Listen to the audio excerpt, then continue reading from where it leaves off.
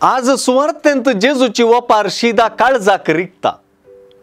जेजू आईचे सुवार्थेंत दोळ्यांत आणि दिश्टींतच बुडला, म्हणजे कुडीच्या दोळ्याची सर दिवन आंतरिक व भितरले दिश्टी आणि दोळ्यांविषयी उलोवंक लागला।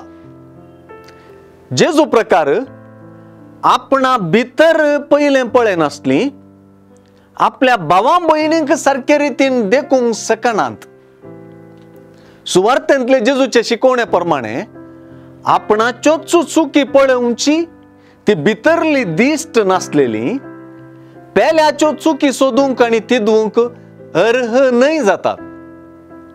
स्वा अस्कत कायने नासलेली, स्वा समजणी नासलेली, स्व विश्लेषण आणि वरवणी करी नासलेली आणि एकल्याची असली वरवणी करताना चुकोन पडची साध्यताय जेजू सांगून दिता।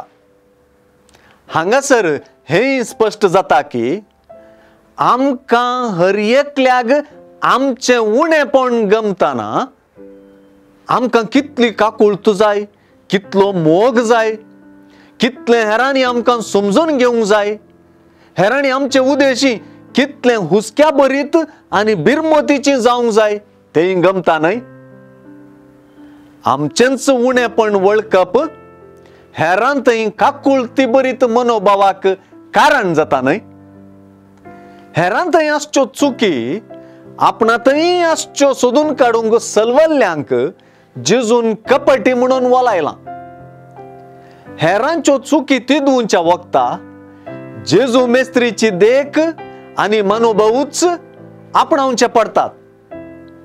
जेजून चुकी केल्ल्यांतय दाखयलोलो मनोभाव ताच्या पाटलाव्यांक देख आणि एक चॅलेंज।